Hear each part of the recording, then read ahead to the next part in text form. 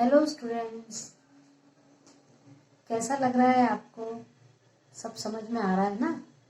यदि नहीं आ रहा हो तो आप कैसे बताइए, या मुझे कुछ सुझाव देना हो तो कमेंट्स बॉक्स में लिखिए। मैं ज़रूर आपकी बात का उत्तर दूंगी।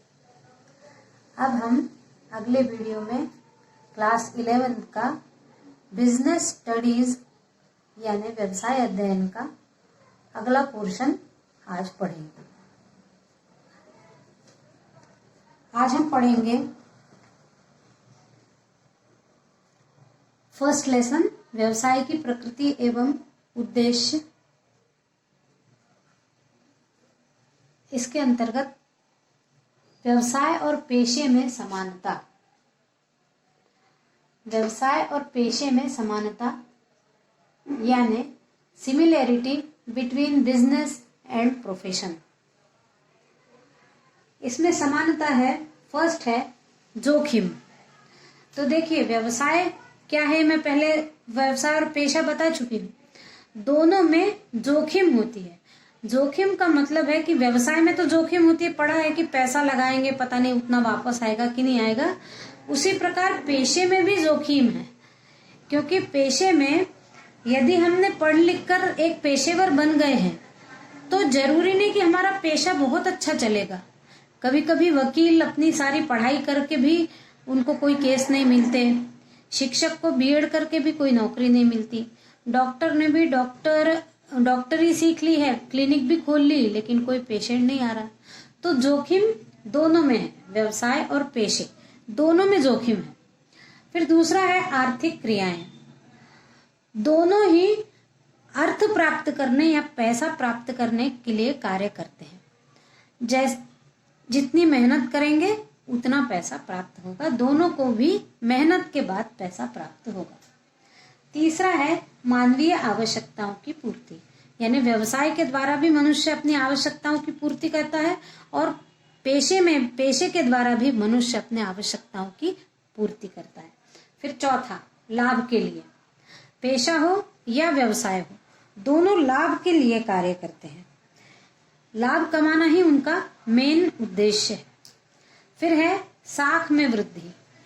व्यवसाय और पेशा करने से, मेहनत करने के बाद में प्रत्येक के साख में वृद्धि होती है।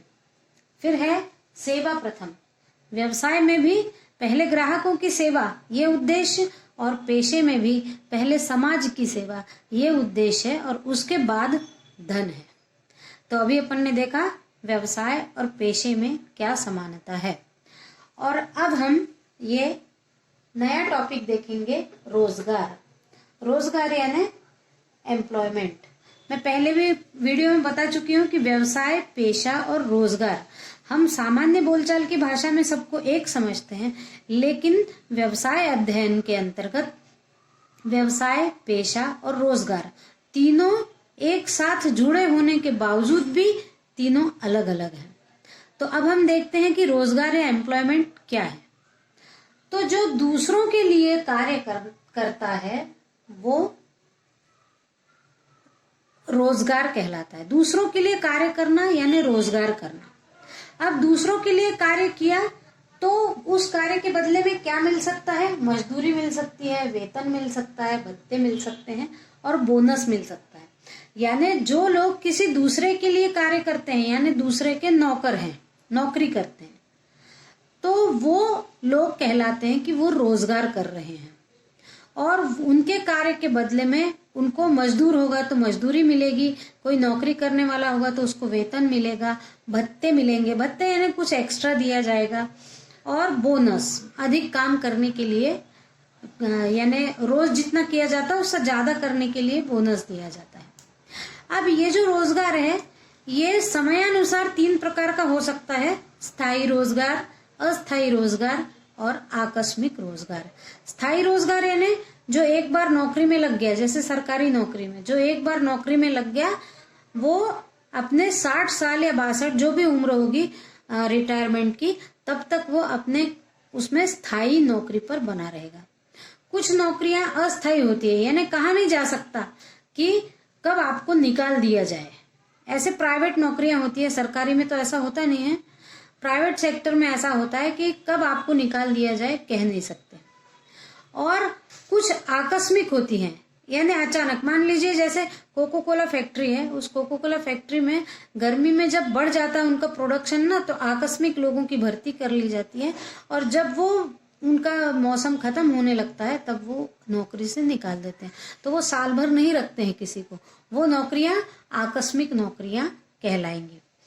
फिर इनमें जो भी वेतन दिया जाता है, उस वेतन में भी कई प्रकार हो सकते हैं। वेतन देने की प्रणाली में भी कई प्रकार हो सकते हैं। जैसे दैनिक हो सकता है, दैनिक यानी रोज आप काम करो, रोज शाम को पैसा ले लो।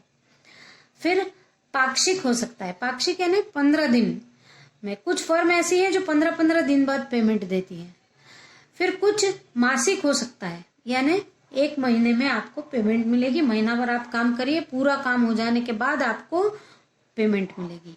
फिर कहीं कहीं साप्ताहिक भी होती है, जैसे ये मकान बनाने वाले वगैरह काम करते हैं, इनको शनिवार को पूरे हफ्ते भर की पेमेंट मिलती है, वो साप्ताहिक कहलाती है। ऐसे प्रकार पेमेंट देने के हो सकते हैं। और रोजगार में सबसे बड़ी बात है कि जोखिम नहीं होती। जोखिम जो व्यवसाय और पेशे में जोखिम होती है, वो रोजगार में जोखिम नहीं होती। एक बार यदि नौकरी में लग गए हैं तो ये डर नहीं है कि हमको नौकरी से निकाल दिया जाएगा, या फिर स्थायी है अस्थायी है। कभी कभी तो मालिक को पेमेंट नहीं, मालिक को लाभ नहीं होगा, फिर भी उसको वेतन देना पड़ता है। इसलिए नौकरी वाले को ये पता है कि मेरी नौकरी इतने जल्दी नहीं जाएगी, आसानी से नहीं जाएगी, तो उसकी जोखिम नहीं होती है कि मेरी नौकरी कब चली जाए। फिर रोजगार की विशेषताएं। अब रोजगार की विशेषताओं में पहला हो गया नियोक्ता। नियोक्ता का मतलब जो दूसरों को नौकरी देता है, जिसके अंडर में दूसरे नौकरी करते हैं, वो नियोक्ता कहलाता है। यानी वो मालिक है और बाकी उसके अंडर में जितने काम करने वाले होते हैं वो सब नौकर होते हैं। तो जो मालिक होता है वो नियोक्ता कहलाता है। फिर दूसरा जोखिम। सबसे बड़ी बात है कि जोखिम नहीं होती है रोजगार में। रोजगार चला जाएगा ऐसी जोखिम बहुत कम होती है, न के बराबर होती है। यानी यदि आपके नियोक्ता को लाभ हो या ना हो, उसको आपको वेतन देना ही पड़ेगा। फिर है दूसरों के लिए सेवा। रोजगार में शारीरिक और मानसिक योग्यता के अनुसार दूसरों की सेवा की जाती है। यानी आप जिसके अंडर में नौकरी कर रहे हो उसकी सेवा कर रहे हो, तो आप अपनी क्षमता से, जितनी शारीरिक और मानसिक क्षमता है, उस क्षमता से आप उसके लिए कार्य कर रहे हो।